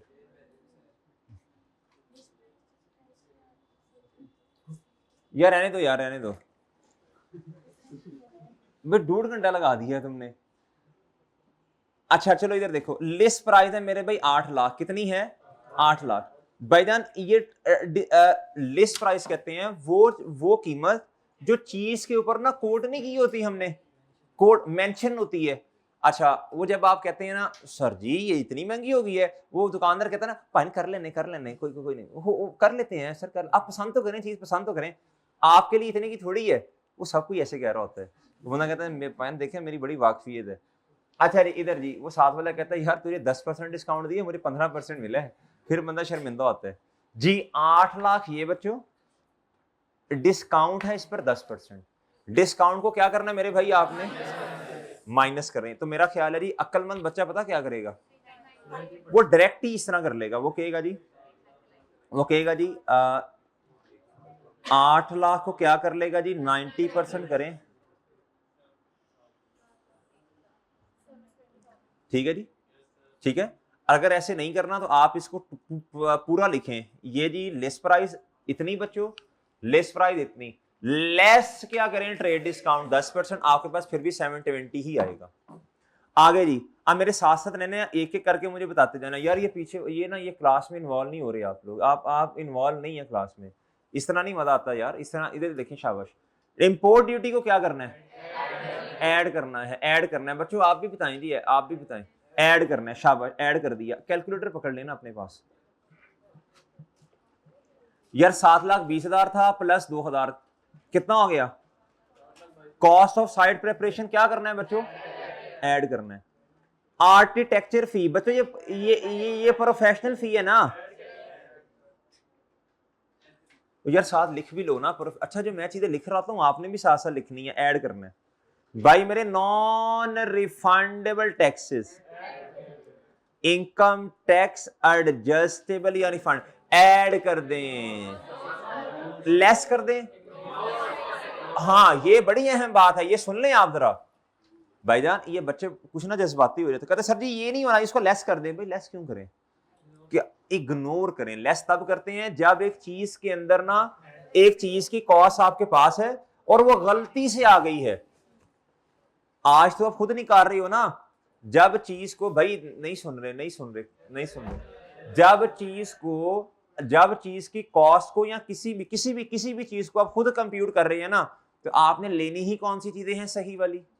और अगर पहले से ही आपको अमाउंट दी जाती कि जी एसेट की कॉस्ट 9 लाख रुपया है, बताएं जी क्या क्या चीजें इसमें ऐड होनी चाहिए थी, क्या नहीं, जो नहीं होनी चाहिए थी और गलती से हो गई है, फिर आपको रिवर्स वगैरह करना पड़ता है। अभी क्या करना है बच्चों, इग्नोर, क्या? और समझे हो? यार सिंपल बात है ना, हम चीज की कॉस्ट निकाल रहे हैं, जो चीज नहीं आनी उसको इग्नोर कर दो। इंश्योरेंस एंड ट्रांजिट ऐड होगा बच्चों, 7,000 ऐड कर दें। Fee paid to clearing agent, देखो मैं आपको एक बात बताऊं बच्चों, देखो मेरी बात सुनो, धड़ाधड़ क्वेश्चंस नहीं करने, पहले कॉन्सेप्ट सीखने हैं। क्या करने हैं? जो बच्चा लेक्चर जितने एहतमाम से, जितने फोकस से लेगा ना ऑनलाइन वालों, खास तौर पे आपके लिए बात कर रहा हूं, ये जिस बच्चे, देखो क्या ये लफ्ज मैंने लेक्चर में बोले थे अभी, ये लफ्ज अभी मैंने बोले थे ना, कमीशन पे कर दिया एजेंट को, फलां को, ये लफ्ज बोले थे ना अभी, इसलिए आप माशाल्लाह बता रहे हैं साथ साथ। इसका मतलब आपने लेक्चर ध्यान से सुना है। बच्चे कहते हैं सवाल कर लें जल्दी जल्दी, नहीं, लेक्चर ध्यान से सुनो। पहले पहले अपनी पहले चीजों को रिटेन करो, दिमाग में बिठाओ, सुनो। जितना अच्छा आपने लिसन किया होगा ना, सुना होगा, उतना अच्छा क्वेश्चन परफॉर्म करोगे। क्वेश्चन में गलतियां की होती हैं बताएं जरा? दो मसले हैं, एक तो है लेक्चर को सही नहीं सुना, दूसरा है प्रैक्टिस नहीं की। दो मसले हैं। कितने मसले हैं बच्चों? सिर्फ प्रैक्टिस का मसला नहीं है, अधूरी बात है। क्वेश्चन आपसे सॉल्व नहीं हो रहा, गलतियां हो रही हैं बच्चों। या अब सुनना गौर से, अगर तो क्वेश्चन टाइमली सॉल्व हो जाता है, इसका मतलब प्रैक्टिस का मसला नहीं है। और अगर बच्चों टाइम पे सॉल्व नहीं होता, इसका मतलब प्रैक्टिस का मसला है। और अगर क्वेश्चन में गलतियां भी हो रही हैं, इसका मतलब है प्रैक्टिस का मसला तो है, प्लस कॉन्सेप्ट का भी मसला है। जब बच्चा कहता है ना सर मुझे पता नहीं चल रहा मेरा पेपर क्यों फेल हुआ है, तो भैया अब आपको मैं मसले बता रहा हूं साथ साथ। अगर तो आप क्वेश्चन सॉल्व करते हुए आपसे टाइम पे चीजें नहीं हो रही, इसका मतलब मेरी प्रैक्टिस में कमी है। प्रैक्टिस इंशाल्लाह बार बार करेंगे, एक वक्त आएगा एक चीज को एक दफा करें, दो दफा करें, तीन दफा करें। अच्छा कुछ बच्चे जो होते हैं ना, बड़ी मैं सिंपल सी बात बता रहा हूँ बच्चों, ये कोई हार्ड एंड फास्ट रूल नहीं है आपने इस सवाल को एक दफा करना है, दो दफा करना नहीं। कुछ प्लेयर्स ऐसे आपने देखे होंगे, वो कहते हैं जी मैं एक दिन में ना जब तक 15 ओवर्स ना खेलूं ना प्रैक्टिस में, मुझे लगता है जी क्या उसका नाम है, मेरा कॉन्फिडेंस नहीं बिल्ड हुआ। और कुछ प्लेयर्स जो होते हैं वो इंजमामुल हक जैसे होते हैं, जो जो टैलेंटेड होते हैं। क्या होते हैं बच्चों? वो अल्लाह ताला ने टैलेंट इतना दिया है, वो जिस मर्जी कंडीशन पे खिला दो ना, उनके चेहरे पे कोई प्रेशर होता है ना कुछ, वो सुकून से खेल रहे होते हैं। क्या मेरी बात समझे हैं बच्चों? वो अच्छा, अब इसी तरह आप लोग भी अपने आप पे इस कॉन्सेप्ट को अप्लाई करो। कुछ लोग ऐसे होते हैं, बच्चे ऐसे होते हैं बच्चों, वो ना नॉर्मली अल्लाह की तरफ से ऐसा होता है टाइमली क्वेश्चन सॉल्व हो जाता है उनसे। कुछ बेचारे हिम्मत कोशिश भी कर रहे हैं, टाइमली सॉल्व नहीं हो पा रहा। अब जरा बात सुननी है गौर से। अब हो सकता है किसी एक बच्चे को टाइमली सॉल्व करने के लिए सवाल को 2 दफा करना पड़े, किसी को 3 दफा, किसी को 4 दफा, किसी को 1 दफा। ये हर बच्चा क्या होगा बच्चों, डिफरेंट होगा दूसरे से। आपने खुद को दूसरे के साथ कंपेयर नहीं करना। ये मैंने आपको बात बताई है प्रैक्टिस की। अगली बात सुन लें कॉन्सेप्ट्स की। कॉन्सेप्ट्स तो बच्चों देखो एक ही उस्ताद है ना पढ़ाने वाला, दो तो नहीं है। अगर एक बच्चे को बात समझ आई है, दूसरे को समझ नहीं आई, तो भाई रिपीट इंशाल्लाह किया जाएगा, अगले दिन फिर दोबारा आकर रिपीट किया जाएगा। हो सकता है किसी को पहली दफा ही बात समझ आ जाए, हो सकता है किसी को दूसरी दफा आए और किसी को तीसरी दफा आए। क्या मेरी बात समझे हैं? आपने दूसरे के साथ खुद को कंपेयर नहीं करना। हो सकता है अल्लाह ताला ने आपको किसी और चीज में बहुत अच्छा किया उससे, और बात समझ रहे हो जी? तो कंपैरिजन नहीं करना, कंपैरिजन ऑलवेज किल्स। क्या बच्चों? कंपैरिजन नहीं करना, कंपैरिजन नहीं करना जी। इधर देखें मेरे भाई, लैंड प्रिपरेशन सॉरी, ये प्रोफेशनल फी ऐड होगी, लैंड प्रिपरेशन कॉस्ट ऐड होगी भाई, इंस्टॉलेशन कॉस्ट ऐड होगी। यार ये कॉन्सेप्ट इतना ज्यादा अहम है, ये अगले स्टैंडर्ड्स पे भी अप्लाई होना है। ये एसेट की कॉस्ट में क्या क्या चीजें आती हैं, और आज के आपको एग्जामिनर ना कहीं पेपर के अंदर ना इसे टेस्ट कर ही रहा होता है जी। आगे इनिशियल एस्टीमेट कहता है, estimate of initial cost of dismantling which company is liable to pay, add होनी है जी। कॉस्ट, अभी मैं आपको एग्जांपल दे के आया था, cost of furniture broke down during handling the, बच्चों इसको क्या करना है जी? वेल डन, ये नहीं होनी ऐड। कहता इंश्योरेंस, हाँ अभी इधर से किसी ने सवाल पूछा था, सर रेंट एक्सपेंस क्यों रेवेन्यू एक्सपेंस है? आपको मैं एक सादा बात बता देता हूं, जिस भी चीज के साथ टाइम पीरियड मेंशन हो जाए ना, ये जुगाड़ है, जिस भी चीज के साथ टाइम पीरियड मेंशन हो जाए ना, फॉर द ईयर, फॉर बच्चों क्या उसका नाम है जी 6 month, for 3 years, for 3 month, for semi annually, biannually, इसके साथ क्या हो गया है मेंशन टाइम पीरियड। इसे कहते हैं ये पीरियड कॉस्ट है, किसी खास पीरियड की कॉस्ट है। क्या है? इसे कैपिटल एक्सपेंस नहीं कह सकते, किसी खास पीरियड की कॉस्ट में, यानी इसे प्रॉफिट और लॉस में जाके रिकॉर्ड करना पड़ेगा। क्या मेरी बात समझे हैं? लिख लो बच्चों फॉर द ईयर, क्या, और नीचे वाले के साथ भी क्या है, ये पीरियड कॉस्ट है। क्या है बच्चों? ले जी, इसे क्या करना है बच्चों बोलो, नीचे वाले को भी क्या करना है, आगे इनिशियल ऑपरेटिंग लॉसेस एसेट की कॉस्ट में ऐड नहीं होगा। Trial production cost, test run cost कह रहे हैं मेरे भाई, एडमिन कॉस्ट मेरे भाई, वेल डन, शाबाश। ऑक्ट्राई चार्जेस इग्नोर, ऐड करना है बच्चों। वो जो समुद्री सफर, वो जो चार्जेस हैं, इसे ट्रांसपोर्टेशन चार्जेस ही कह लेना, तो सही है बच्चों जी। बताएं मेरे भाई कितनी कॉस्ट है,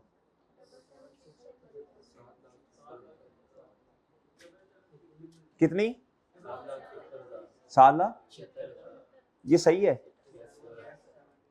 अच्छा अगर अगर मेरे भाई मिसाल के तौर पर, अच्छा मैं तो वैसे ही आपको कह रहा हूं ना, मैं कहता हूं जी ये कॉस्ट हमारे पास आ गई है जी, ई 31 अक्टूबर 2023 पर। मैं कहता हूं जी मुझे ना 31 दिसंबर 2020 पर ना, सॉरी 23 पर डेप्रिसिएशन चार्ज करके बता दो। आप कर सकते हैं? इसमें कितने महीने की डेप्रिसिएशन आएगी? यार पूरे साल की नहीं आनी ना करो यार, पूरे साल की नहीं आनी। आप सब इत्तेफाक करते हैं बच्चों? एक कॉन्सेप्ट आगे आपको मैं पढ़ाने लगा हूं जी, अवेलेबल फॉर यूज का। किसका? आगे आ जाए जी जी।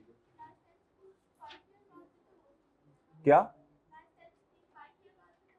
5 ईयर हो या 10 साल हो, revenue expense for the year का लफ्ज आ गया।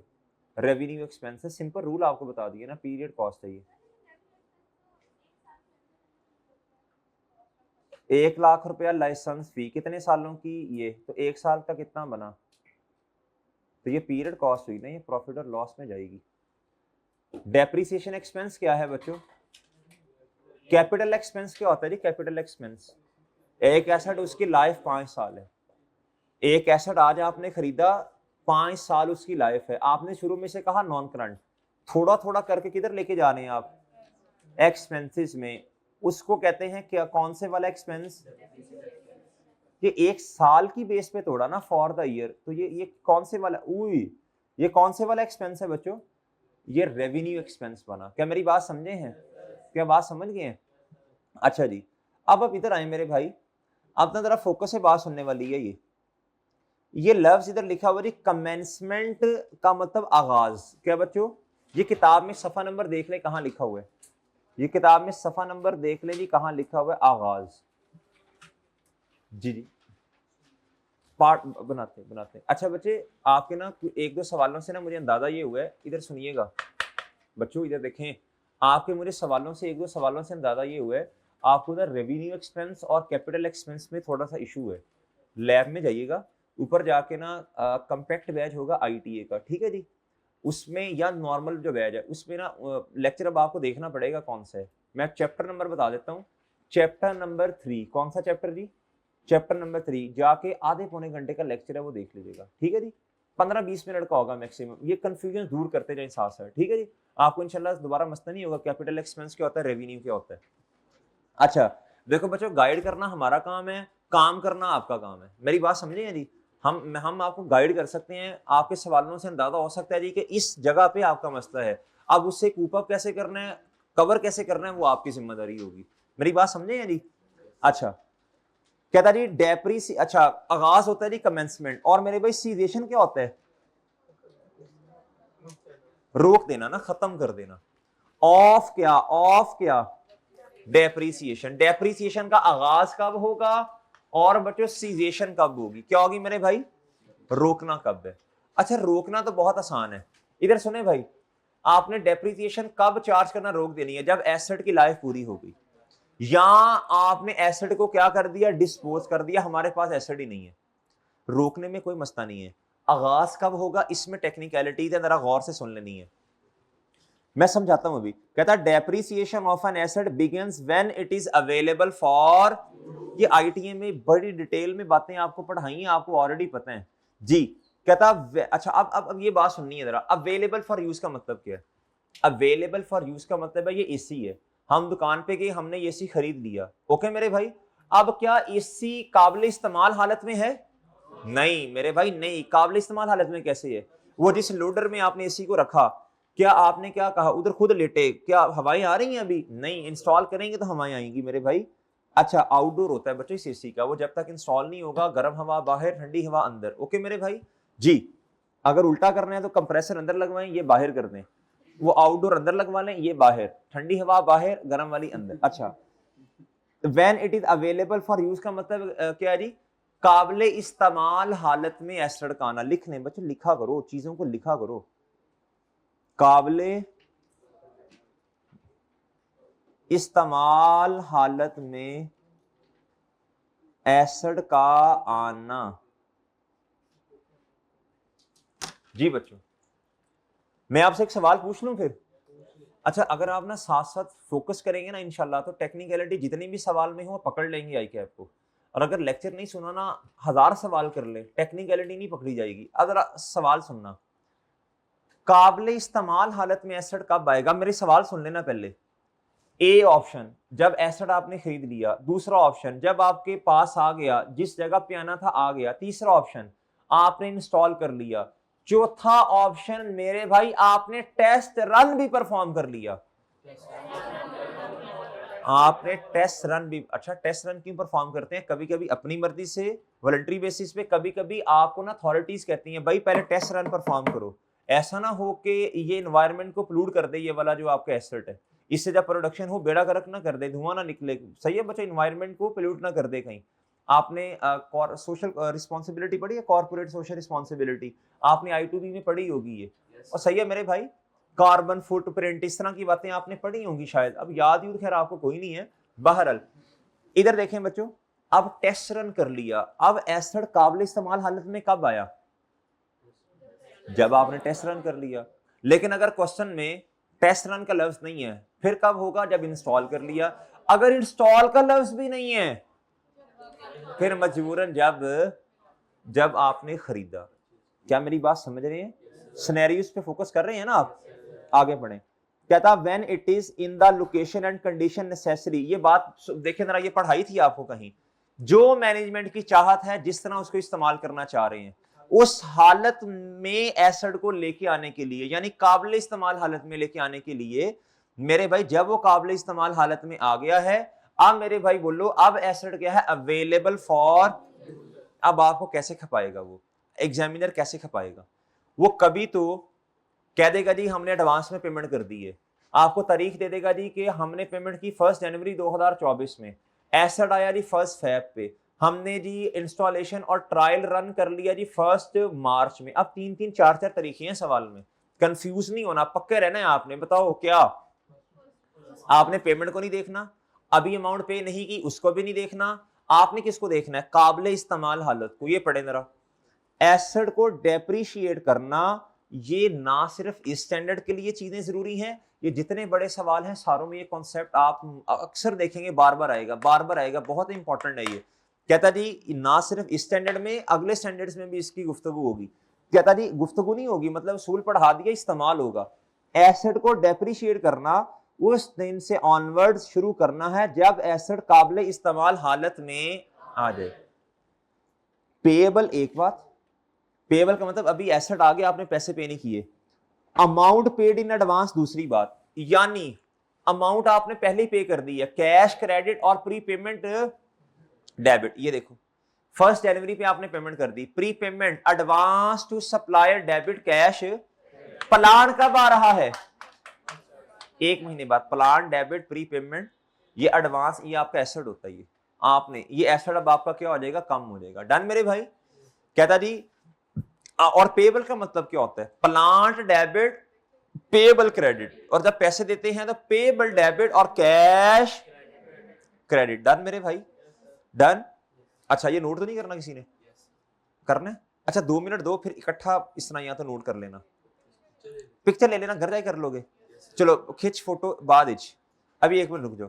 कहता पेबल और amount in advance, amount paid in advance को क्या करना है, एसेट काबिले इस्तेमाल हालत में उस दिन आ जाता है, उस दिन मेरे भाई जिस दिन से ऑनवर्ड उससे फायदा, देखो लफ्जों पे गौर करना है, हाईलाइट करने लगा हूं मेरे भाई मैं।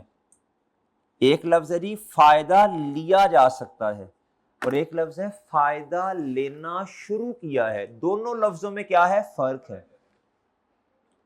इन दोनों लफ्जों में क्या है, फर्क है बच्चों, फर्क है। कोई मिसाल दे सकता है मुझे? रहने दो मादरत। इधर देखें बच्चों, इधर देखें, आपने टेस्ट रन कर लिया मेरे भाई, फर्स्ट फैब पे टेस्ट रन हो गया। फर्स्ट फैब पे क्या हो गया? अच्छा ये नहीं करना कि सर आपने पिछले वाले, वो सिनेरियो डिफरेंट था, ये डिफरेंट है मेरे भाई। फर्स्ट फैब पे टेस्ट रन हो गया, एसेट अवेलेबल है, क्या एसेट से फायदा लिया जा सकता है? लेकिन आपने जो पहली दफा जो सेल की है ना, या जो प्रोडक्शन करना शुरू की है, पहला जो ऑर्डर आया वो आपको 2 महीने बाद में जाके आया, क्या ये एसेट का मसला है या आपका मसला है? आपका मसला है, आपको वो हमारा, मैं आपका कहूंगा भाईजान। एसेट, इधर लफ्ज देखो ना भाई, लफ्जों पे गौर करो। एसेट से फायदा लिया जा सकता, एसेट तो कह रहा था भाई इस्तेमाल करो, इस्तेमाल करो, मुझे इस्तेमाल करो, इस्तेमाल करो। आपने 2 महीने बाद में जाके प्रोडक्शन शुरू की है, तो this is not the fault of asset. क्या मेरी बात समझे? तो आपने इधर से ऑनवर्ड उसे क्या करना है, अभी एग्जांपल भी करेंगे इसकी। कहता ये पढ़े, एसेट से, ये नया सिनेरियो, एसेट से 1 मई 2021 से ऑनवर्ड्स फायदा लिया जा, लेकिन हम उसे 1 जुलाई 21 को इस्तेमाल में, क्या मेरी बात समझे हैं? मिसाल के तौर पे एसी है, टेस्ट रन भी कर लिया आपने, ऊपर आपने ऐसे कपड़ा चढ़ा दिया, आपने कहा अभी नहीं, अभी सिर्फ 1 महीना इसको देखना है कि हमने एसी लगवाया। 1 महीना बाद में जाके आपने करी अब इसको चलाए, तो भाई डेप्रीसिएशन कब आनी थी? जब टेस्ट रन हो गया था। इस तरह तो यार आप सारी जिंदगी इसको इस्तेमाल ही ना करें, ऐसे ने तो डेप्रीशिएट होना है ना मेरे भाई। आगे कहता 2 महीने, ये 1 मई है ना, कहता 2 महीने हमने डिले किया, ये हमारा मसला। एसेट तो चीख चीख कर कह रहा था मुझे इस्तेमाल करो। सो 1 मई 2021 कैसे डेप्रीसिएशन चार्ज होना, क्या मेरी बात समझ पाए हैं आप? अब इसको ना, इसको मेरे भाई इस तरह ना इसकी तस्वीर ले लो, और अच्छे बच्चे घर जाके क्या करेंगे बताओ? घर जाके इसको नोट करेंगे। क्या करेंगे? नोट करेंगे, नोट करेंगे। शाबाश शाबाश शाबाश। ये सारी बातें आईटीए में आप पढ़ के आए हैं जी। फ्लैश भी ऑन हो रही है यार इधर जी। चलो चलो चलो, शाबाश शाबाश शाबाश शाबाश। अहम बात है भाई, अहम बात है। अहमद कर ले नोट यार, तू भी नोट कर ले जी भाई। ओए ओए गुड्डू मुट्टू भाई, बातें ना करो, बातें ना करो, इधर देखो, बातें ना करो जी। अब जरा इधर आना, जरा इधर आना, इधर आना मेरे भाई। एग्जाम्पल, अभी ये 1-2 एग्जाम्पल करके फिर इंशाल्लाह ब्रेक देते हैं आपको। An entity purchase an asset जिसकी कॉस्ट कितनी है? कहता it is available for use on 1 Feb 2021। However, the entity has started production. Started production का मतलब है आपने इस्तेमाल करना शुरू किया। Brought into use, क्या बच्चों? यानी आप इसको इस्तेमाल में कब लेके आए? 1 अप्रैल। और पेमेंट आपने कब की? कहता which of the following is correct with respect to depreciation. Depreciation कब से स्टार्ट होनी है? 1 Feb। मैं निशान लगाता जाता हूं, कब होनी है बच्चों? अच्छा ये इलेक्ट्रॉनिक बोर्ड ना आपको एज इट इज मिल जाएगा इंशाल्लाह, ठीक है। अच्छा आगे कहता जी सेम एसेट है, 1 लाख रुपया कॉस्ट है बच्चों। उई कहता जी it is available for use on 1 Feb। कहता however the entity has started production on, लिखों पे जरा इस तरह कर लेते हैं। और कहता आपने एडवांस पेमेंट कर दी। बच्चा कहता ले, जब पैसे एडवांस में दे दिए तो डेप्रीशिएट भी करो। एसेट तो आपके पास है कोई नहीं, इकोनॉमिक बेनिफिट तो ले ही नहीं सकते ना अभी तो उसके पास पड़ा हुआ है। ओ भाई सब समझे हो? और अभी तो उसके पास बड़ा है, आपके पास तो है नहीं, अवेलेबल फॉर यूज ही नहीं है जी। कहता which of the following is correct with respect to. अच्छा ये जो आपके जहन में सवाल आते हैं ना, सर हमें ऑनर ने कहा हुआ है जिससे खरीदा कि एसेट आपका ही है, आप यार ये इररिलेवेंट बातें हैं, ये जो स्टैंडर्ड ने जो कह दिया यार बस। अब ये इररिलेवेंट से सवाल हैं कि जी वो एसेट पड़ा, हम उसको देखने जा सकते हैं, हाथ भी लगाने की इजाजत, ये इररिलेवेंट है, ये आपने सोचना भी नहीं है, बस ये बात होगी ना बस। ये इफ एंड बट्स नहीं होते काउंटिंग में। हमारा सब्जेक्ट है कंप्लायंस वाला, कौन सा? इसमें इफ एंड बट्स नहीं है, जो स्टैंडर्ड ने कह दिया, शेदू ने जो कहता। आगे, एंड ऑफ डेप्रीसिएशन क्या था जी? द डेप्रीसिएशन नहीं चार्ज करनी आपने मजीद व्हेन एसेट इज, इनका मतलब तकरीबन एक ही है, लेकिन मैं इसे डी रिकॉग्नाइज में एक और चीज ऐड कर देता हूं, when useful life has been, जब यूजफुल लाइफ मुकम्मल हो जाए। डन मेरे भाई, इसका ये मतलब है। अब जरा ये एग्जांपल पढ़ लें, फिर ब्रेक देते हैं आपको। कहता आइडेंटिफाई द तारीख, आंखें खोल के एग्जांपल पढ़नी है, वरना इसका मतलब हमें समझ नहीं आई बातें। फ्रॉम विच डेप्रीसिएशन शुड, एक है फैसलों की तारीख, एक है वो तारीख जिस पर वाकई ही काम करना है। कहता कमेंस कब होनी है depreciation, and the date when depreciation charge should, आंखें बंद करें जरा, आंखें बंद जी, खोल लो शाबाश, खोल लो। पक्का नहीं सोना बच्चों, वो तो एक दिन आएगा। An entity constructed a building for its जाती इस्तेमाल, बिल्डिंग वाज कंप्लीटेड ऑन बच्चों, एंड अच्छा बिल्डिंग इस दिन कंप्लीट हो गई है, यानी काबिल इस्तेमाल हालत में है। ऑक्युपाइड का मतलब आपने उधर काबिज कब हुए, यानी रहना कब शुरू किया। बताओ बच्चों डेप्रीसिएशन कब से स्टार्ट होनी है? एक मैं कॉन्सेप्ट इंशाल्लाह कल आपको शायद पढ़ाऊं, एक कॉन्सेप्ट है डेप्रीसिएशन में, if asset becomes idle, asset वेला पड़ा हुआ है, इस्तेमाल हो सकता है, आप नहीं कर रहे, डेप्रीसिएशन क्या उस पर आनी है अहमद या नहीं? डेप्रीसिएशन उस पर आनी है या नहीं आनी है? If asset becomes idle depreciation continues to charge, मैं लिख दूंगा इसे इंशाल्लाह, आज टाइम मिला नहीं तो कल लिख दूंगा। ये 2-3 महीने एसेट विला पड़ा था, ये एसेट का मसला है, आपका मसला नहीं, उल्टा बोल गया, ये एसेट का मसला नहीं है, भाई ने कहा मेरा मसला है जी। On 1 July 2015 entity decided to shift to a नई जगह। कहता यार आप जितनी मर्जी जगहों पे चले जाएं, एसेट तो आपके पास है ना, या तो लाइफ पूरी हो जाए तब डेप्रीसिएशन रोकनी है, या फिर बेच दें। The entity shifted to new premises on, यार ये हमें नहीं पता, लेकिन आपने एसेट को बेचा कब? बताओ स्टार्ट कब होनी है डेप्रीसिएशन और खत्म? ये इररेलेवेंट तारीखें हैं सारी, क्या मेरी बात समझे हैं? आप नई बिल्डिंग पर शिफ्ट हुए, वो तो बच्चों देखो ना, सिंपल सी बात है, लेकिन पुरानी तो आपने भी बेची नहीं है ना उसकी लाइफ पूरी हुई है। ओके सर, ये कॉन्सेप्ट ठीक है? ओके सर, चलें अब आप वापस आएंगे तो पास पेपर का क्वेश्चन नंबर 1 आपका मुंतजिर है। अभी छोटी सी ब्रेक है जी 5-7 मिनट की।